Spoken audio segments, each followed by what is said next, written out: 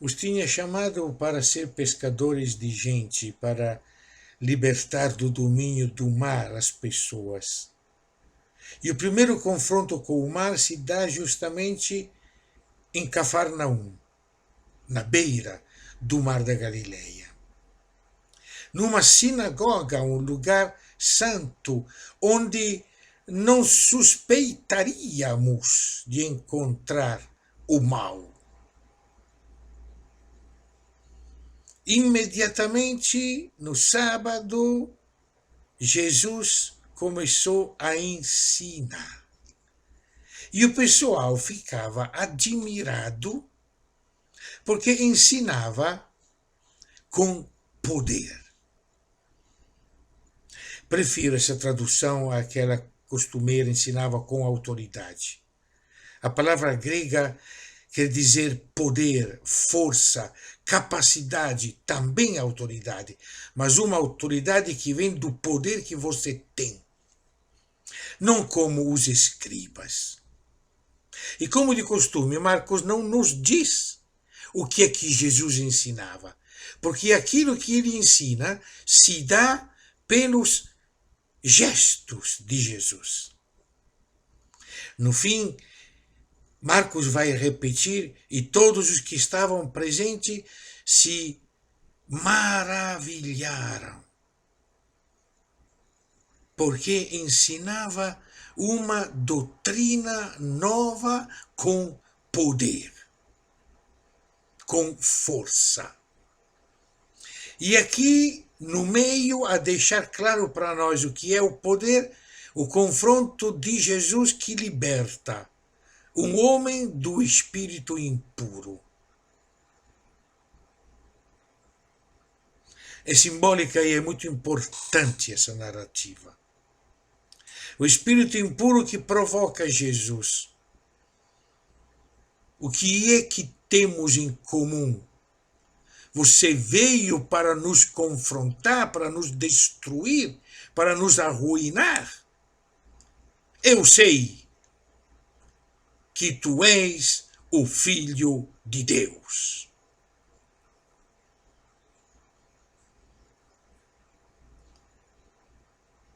A doutrina de Jesus não é a doutrina como aquela dos escribas.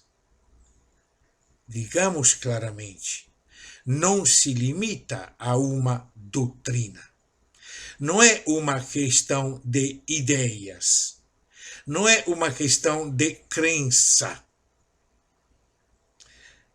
O espírito impuro na nossa sinagoga, nas nossas comunidades, está dizendo a Jesus: eu sei que tu és o Filho de Deus. Não te basta isso?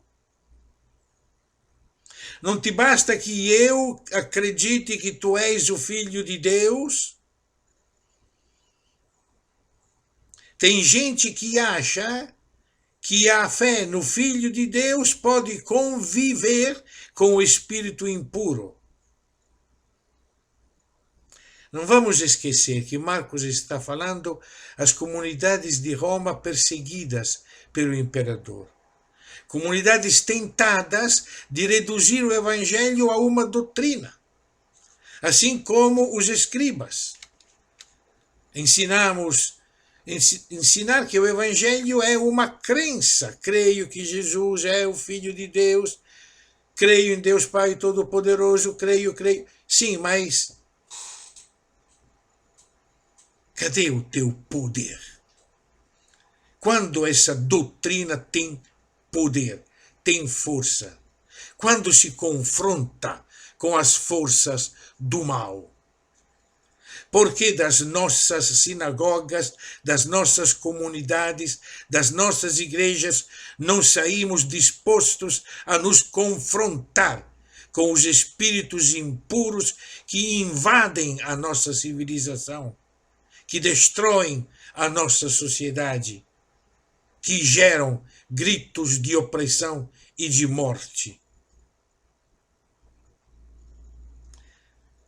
Ensinava com poder, porque o que ele dizia, ele fazia. É o mesmo poder de Javé. Quantas vezes na Bíblia eu digo, eu faço. Este é o poder. É a coerência entre aquilo que tu diz e aquilo que tu faz.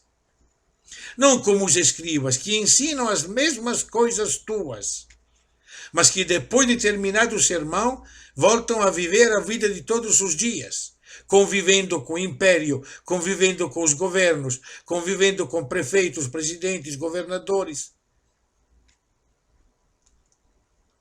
Não expulsam, não arruinam os espíritos impuros. O povo se admira, a palavra usada para se admiraram poderia até ser traduzida ficaram espantados.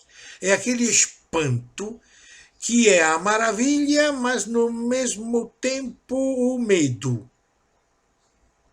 Ficaram espantados. Como é? Quem é este homem? Não por aquilo que ele ensinou. Ele disse, ensina uma doutrina nova com poder, mas o espanto vem porque ele ordena aos espíritos impuros e estes lhe obedecem. Isso que provoca o espanto.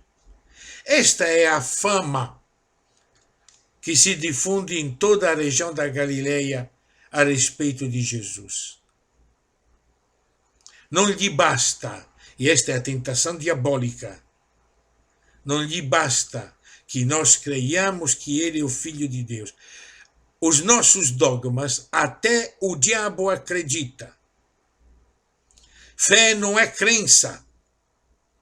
Fé é confronto. Fé é fidelidade. De que lado nós estamos?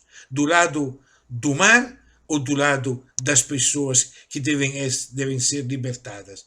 E o sábado, que é o dia em que celebramos a vitória de Deus contra as forças da morte, gerando vida e vida para sempre, nos provoca isso. Muitas vezes iremos ver Jesus no sábado confrontando-nos com as forças da morte, libertando o povo.